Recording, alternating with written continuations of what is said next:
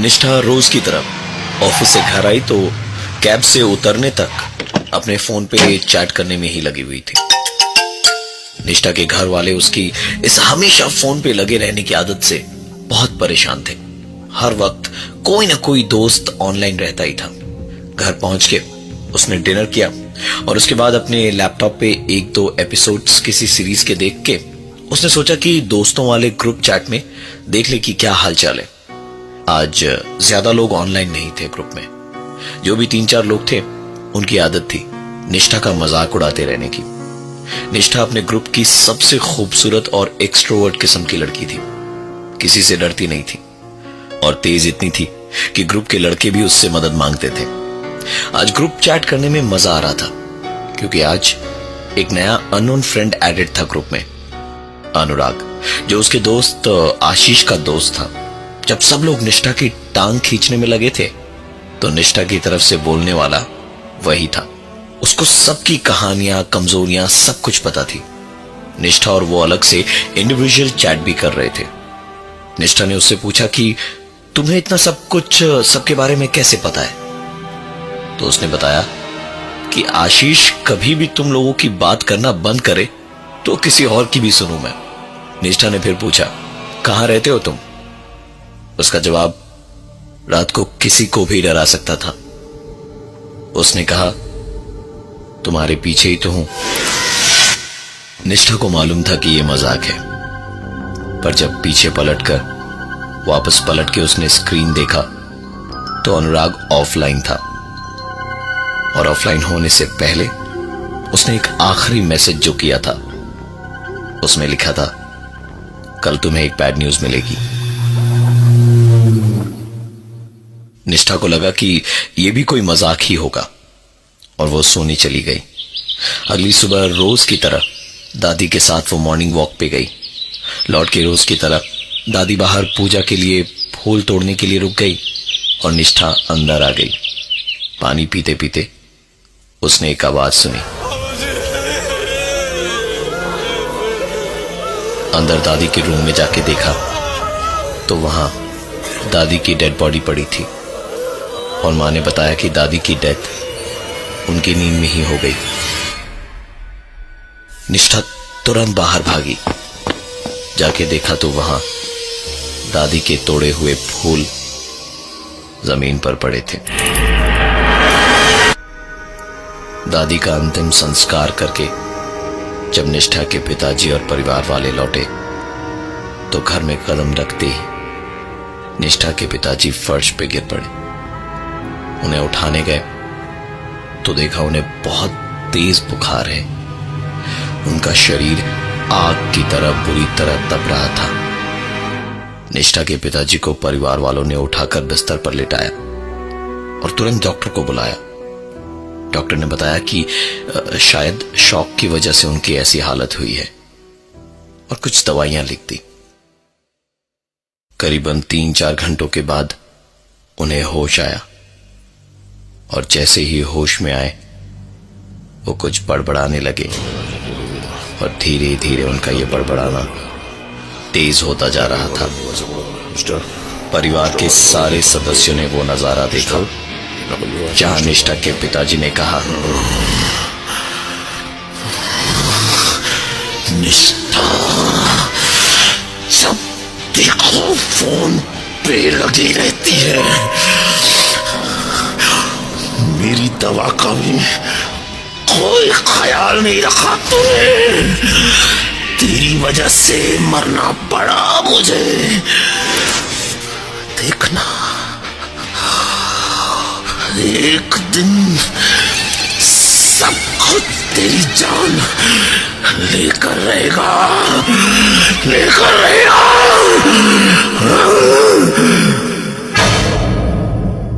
परिवार के सारे सदस्य निष्ठा की तरफ देखे जा रहे थे। बस इतना देखना और सुनना था कि निष्ठा अपने कमरे में रोती हुई भाग गई और फिर बाहर से जो सबको सुनाई दी वो थी चीजों के टूटने फूटने की आवाजें।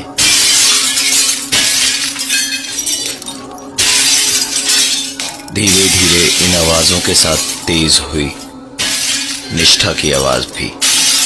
मेरी वजह से हुआ है, मेरी वजह से हुआ है सब कुछ, मेरी वजह से हुआ है, मेरी वजह से हुआ है, मेरी वजह से हुआ है। साफ समझ में आ रहा था कि निष्ठा खुद को थप्पड़ मार रही थी और बोलती जा रही थी। थोड़ी देर बाद निष्ठा की आवाज बदलने लगी और थप्पड़ की आवाजें और तेज होती जा रही थी और आवाज बाहर अब कुछ यूं आ रही थी।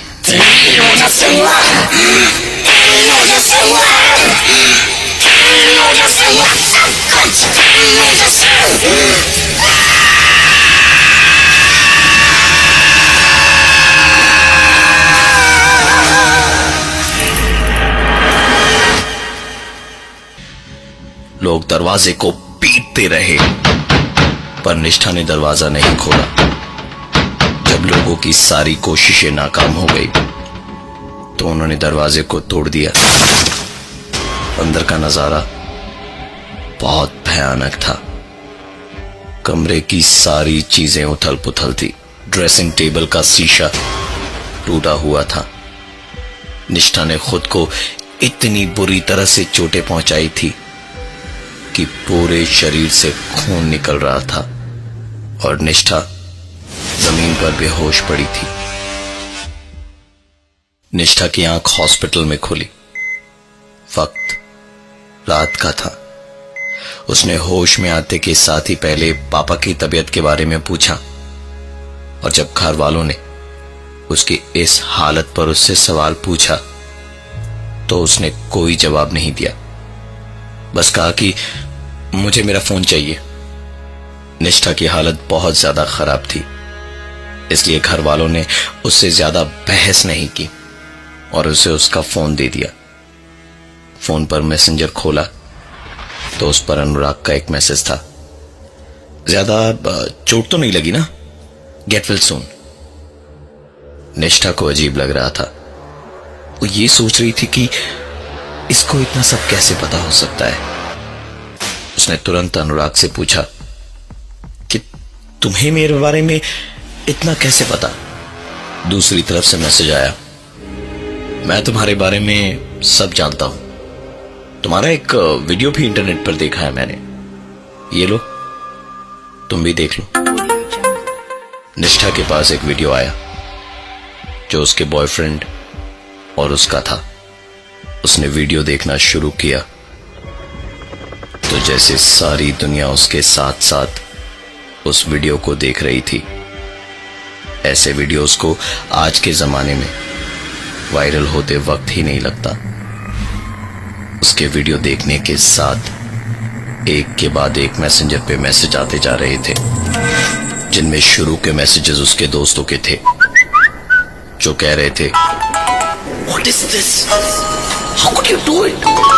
What were you thinking while doing this?